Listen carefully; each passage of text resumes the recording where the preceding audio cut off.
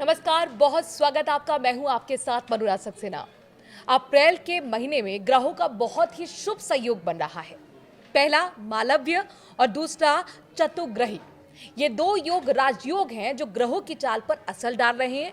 कई राशियां हैं जो मालामाल होगी, उनके लिए शुभ होने वाला है, लेकिन उसके लिए उपाय जरूरी है। अब वो कौन से आप उपाय करें, इसे समझने के लिए स्टूडियो में हमारे साथ खुद मौजूद हैं ज्योतिषाचार्य राशि शर्मा जी। बहुत स्वागत आपका। धन्यवाद धन्यवाद मनु। तो ये जो हम बात कर रहे हैं मालव्य राशियों की, चतुग्रही योग की, गोल्डन पीरियड किन राशियों का आने वाला है?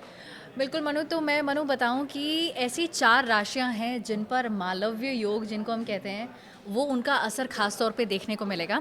सबसे पहला है वृष राशि। देखिए यहाँ पे मैं आपको बता दूं कि यहाँ चंद्र राशि की बात हो रही है, ना कि लगन कुंडली की। तो गोचर में जब शुक्र ग्रह सबसे पहले आएंगे वृष राशि पर तो अपना असर दिखाएंगे। ये आपके फर्स्ट हाउस में आएगा और देखिए ये लगन का भाव है। लगन का भाव यानी कि आप खुद स्वयं हैं, आपका खुद नेचर, आपका कंडक्ट, आपका कैरेक्टर, फर्स्ट हाउस आपका लगन दर्शाता है। फिर असर पड़ेगा मनो पांचवी राशि यानी कि सिंह राशि पे। सिंह राशि वाले लोग इस समय शनि की ढैया के प्रकोप में भी हैं, लेकिन शुक्र के आ जाने से, और देखिए यहाँ शुक्र गोचर करेगा इनके दशम भाव में। जो दशम भाव है वो आपके कर्म का भाव कहलाता है, और यहाँ पे शुक्र के आ जाने से इनको जॉब रिलेटेड, बिजनेस रिलेटेड यहाँ पे एक अपलिफ्टमेंट देखने को मिलेगी। यहाँ पे इनको अपॉर्चुनिटीज़ और एक्सपेंशन यहाँ पे मिलनी शुरू हो जाएगी। फिर चलते हैं मनो आठवीं राशि यानी कि वृश्चिक राशि, स्कॉर्पियंस। वृश्चिक राशि वाले लोगों के लिए यहाँ पे शुक्र गोचर करेंगे सप्तम भाव से, और सप्तम भाव से जब शुक्र गोचर करते हैं, और देखिए मालव्य योग है, पंच महापुरुष योगों में से एक है, तो जब सप्तम भाव में आ जाते हैं शुक्र, तो यहाँ पे आपकी शादी, आपके दाम्पत्य जीवन में कह सकते हैं कि बहुत अच्छा रिजल्ट आपका लेके आते हैं। और लास्ट राशि जो कि है कुंभ राशि, उन पे शुक्र देव गोचर करेंगे चतुर्थ भाव से। फोर्थ हाउस कुंडली का आपके सुखों को दर्शाता है। तो आप नए घर खरीदेंगे, नई एसेट जनरेट करेंगे, लैंड्स में इन्वेस्ट करेंगे। आपकी इन्वेस्टमेंट जो है वो यहाँ पे बहुत स्ट्रांग होने वाली है। कुछ खास उपाय कुछ करना हो अगर तो ये भी बता दीजिए। बिल्कुल बिल्कुल मनो।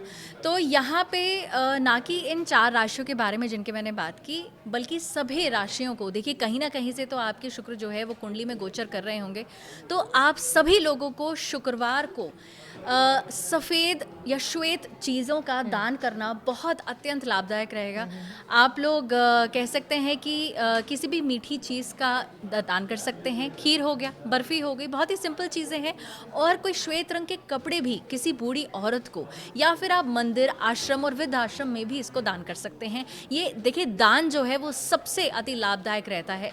तो ऐसे में मलव्य योग का बनना, शुक्रवार को आपका श्वेत चीज़ों का दान करना आपके लिए बहुत लाभदायक रहेगा। लेकिन इन सब में राशि जी मुझे बताइए, शक्तिशाली राजयोग कौन सा है?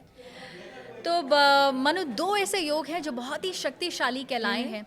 एक तो है मलव्य योग जो शुक्र के अपनी स्व राशि यानी कि वृष जो कि टॉरस कहलाती है, और या फिर तुला जो लिब्रा कहलाती है, या फिर उनकी उच्च राशि जो कि मीन पाइसेस मानी गई है। इस समय अगर हम गोचर की बात करें तो 19 अप्रैल को 2026 को शुक्रदेव अपनी स्व राशि यानी कि वृष राशि में आ जाएंगे। बहुत ही पॉजिटिव, बहुत ही स्ट्रांग योग कहलाता है ये। और एक बात और मानो कि शुक्रदेव का मलव्य योग तभी बनेगा जब वो केंद्र के भाव में रहेंगे, यानी कि 1, 4, 7 और 10 इनमें रहने से, स्वराशि में रहने से, उच्च के भाव में जाने से मालव्य योग बनता है। और दूसरा योग है शश योग, जो शनि देव की अपनी स्वराशि और अपनी उच्च की राशि यानी कि मकर, कुंभ और साथ ही साथ तुला, इन सब में रहने से, गोचर करने से इनको शक्ति मिलती है इन सभी राशियों को। अच्छा, बड़ी बात यह है कि ग्रहों की चाल का असर जो है वो दुनिया पर भी पड़ता है, राशियों पर भी पड़ता है। तो मार्च में तो हमने बहुत कुछ विनाशकारी देख लिया है और इसका हर इंसान पर असर पड़ रहा है। युद्ध चल रहा है। अप्रैल में क्या बदलाव होंगे? इस शुभ संयोग से क्या माना जाए, कुछ अच्छा, या फिर ग्रहों की चाल कुछ नेगेटिव एक्सपेक्ट भी हमें दिखा सकती है? जी, तो मनो यहाँ पे मैं आपको ये कह सकती हूँ कि गोचर में जो हमारे बड़े ग्रह हैं, यानी कि जो बहुत ही धीमी गति से चलते हैं, शनि हो गया, बृहस्पति हैं, राहु और केतु, इनका मेजर इम्पैक्ट हमारे देश विदेश और हमारे पूरे पॉलिटिकल सिस्टम पे ज़रूर पड़ता है। शुक्र के अपने स्व राशि में आ जाने से यहाँ पे पर्सनल इम्पैक्ट ज़्यादा देखने को मिलेगा। और एक चीज़ और बहुत इंटरेस्टिंग यहाँ देखने को मिलेगी कि देखिए यहाँ पे अब इंटरनेशनल पॉलिटिक्स जो है, क्योंकि शुक्र देव के पास डिप्लोमेसी भी उनके पास है कि कैसे रणनीति बनाई जाए, डिप्लोमेटिक तरीके से अपने देश के हित में से आगे बढ़ते हुए देश को हित में रखा जाए और आगे बढ़ा जाए, ये भी शुक्र के पास है। तो डेफिनेटली असर पड़ेगा। 19 अप्रैल के बाद आप देखेंगे जितनी भी शांति वार्ताएं यहाँ चल रही हैं वो आप देखेंगे कि धीरे धीरे थोड़ा समिटता जा रहा है। लेकिन देखिए युद्ध वाली स्थिति तो अभी भी बनी रहेगी मनु, बनी रहेगी। बस ये ज़रूर है कि अब शुरुआत हो जाएगी, क्योंकि अप्रैल अब शुरू हो चुका है, अब शुरुआत हो जाएगी कि आप पीस ट्रीटी की ओर तरफ बढ़ रहे हैं। लेकिन आम आदमी की जिंदगी पर इन ग्रहों के शुभ संयोग का क्या असर पड़ने वाला है? आम आदमी की ज़िंदगी में मालवीय योग का होना मतलब आप समझ लीजिए अपॉर्चुनिटीज़ का खुलना है। तो यहाँ पे आप अपने जितने भी आपके एस्पिरेशंस हैं, आप देखिए हर इंसान कमाता है, उसको सेविंग्स में कन्वर्ट करना चाहता है, इन्वेस्टमेंट्स में कन्वर्ट करना चाहता है। मालवीय योग शुक्र देव ये आपको आके अपॉर्चुनिटी देते हैं। और देखिए यहाँ पे अगर मैं रिश्तों की बात करूँ, शुक्र देव के पास संजीवनी विद्या भी है। संजीवनी विद्या होने के कारण जो चीज़ अगर मृत है उनको वापस जीवित करने की कला भी, विद्या भी शुक्रदेव के पास है।